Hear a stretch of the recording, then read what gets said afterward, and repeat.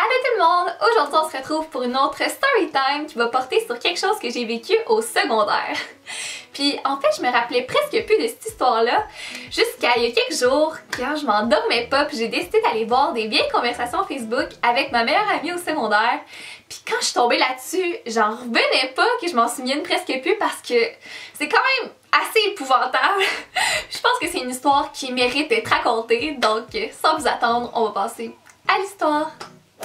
Tout a commencé à l'été entre mon secondaire 3 et 4, donc j'avais entre 14 et 15 ans. Et si vous avez écouté ma vidéo sur mon trouble alimentaire, vous savez à quel point cet été-là a été rocambolesque. Il s'est passé mille et une affaires. Je dirais que ça a été le meilleur et pire été dans toute ma vie. Le pire pour des raisons que je parle dans cette vidéo-là, et le meilleur parce que j'ai littéralement découvert la vie, ok? Je me suis fait plein d'amis, j'ai goûté à l'alcool pour la première fois, je me suis vraiment rebellée. Je dirais que ma crise d'ado s'est faite en un été, puis ça a été celle-là. Donc le MeToo, j'allais avoir 15 ans et il y a certains de mes amis qui m'ont convaincue que ce serait malade que j'organise un gros party pour ma fête pendant que mes parents allaient être partis en voyage. En fait, c'était ma mère et mon beau-père qui étaient partis, donc moi pendant ce temps-là, j'habitais chez mon père. Puis là, avec mes amis, on s'est fait un gros scénario pour pouvoir organiser le party sans que mon père s'en rende compte et tout. Donc, j'avais dit à mon père que j'allais coucher chez une de mes amies qui habitait à côté de chez ma mère. Donc, il est allé me porter là, puis après ça, on a marché jusqu'à chez ma mère, on a tout organisé. J'avais invité une douzaine de personnes, puis c'était tous des gens avec qui je m'entendais super bien, avec qui j'avais passé l'été. Puis moi, dans ma tête, là, ça allait très bien se passer, sauf que ça l'a pas mal dégénéré. En fait, on s'est ramassé à peu près 25.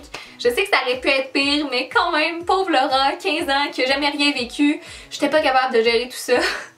La musique était super forte, à chaque fois que je la descendais, quelqu'un le remontait, le monde il vomissait partout, la police s'est pointée, les gens brisaient des choses, je capotais ma vie.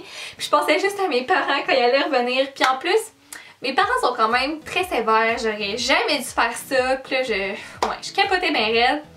La soirée a été horrible, mais malgré tout ça, j'ai quand même eu un petit point positif dans ma soirée.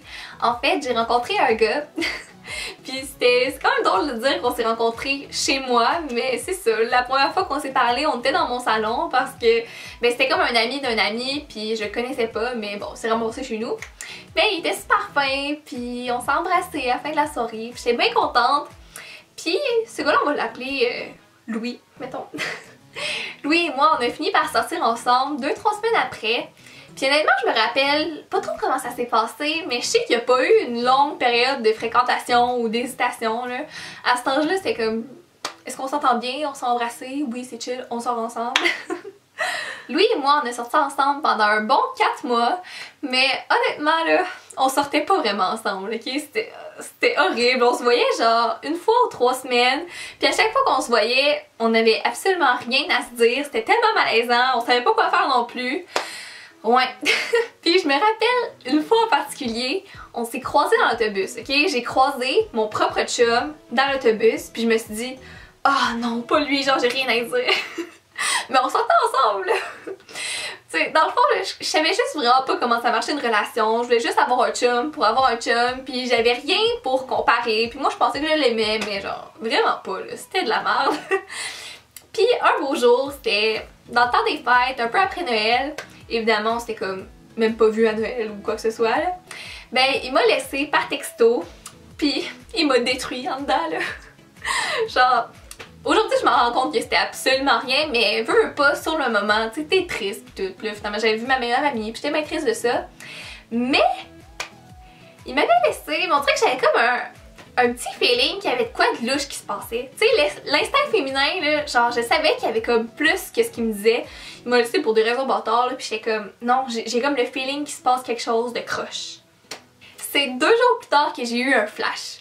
Parce que le meilleur ami de Louis, qu'on va appeler... Justin. Justin, tout le monde dans notre gang connaissait son mot de passe sur Facebook. Je sais pas trop comment ça a commencé, mais c'était comme un running gag qu'à chaque jour, il y avait des statuts super niaiseux publiés sur son Facebook. Puis là, il fallait comme deviner c'est qui l'avait écrit, nanana. Puis moi, j'étais jamais allée sur son compte, ça m'intéressait pas vraiment, mais je connaissais son mot de passe. Puis là, je me suis dit, maudit que ça pourrait m'être utile parce que je pourrais aller voir ses conversations avec lui pour voir si des fois il parle de moi, s'il n'y aurait pas des trucs compromettants. Donc, je suis allée voir et il y avait des trucs très compromettants. La première chose que je vois en allant sur son Facebook, c'est une notification par rapport à un événement. Dans le fond, c'était un party qui allait avoir lieu la semaine d'après. Et sur la page de l'événement, Louis avait écrit « Est-ce que je peux amener une fille? » Après, je suis allée voir leur message privé ensemble, puis j'en croyais pas mes yeux, ok? C'était tellement épouvantable ce qui se disait. Puis le pire, c'est que j'ai encore les conversations parce que j'avais copié-collé ça à ma meilleure amie. Puis dans le temps, j'avais même pas d'iPhone ou quoi que ce soit. Là. Fait que c'est pas des screenshots, c'est vraiment un copier-coller de ce qu'eux disaient.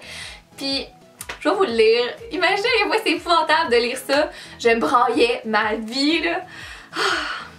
Justin demande à Louis, mais c'est qui? Puis il lui répond, Joanie. J'espère que François m'en voudra pas. Justin est un peu confus. Il dit, hein? Le Louis lui dit, tu t'en souviens? Bon ben, François il aime Joanie, il me l'a dit, puis là je sors avec.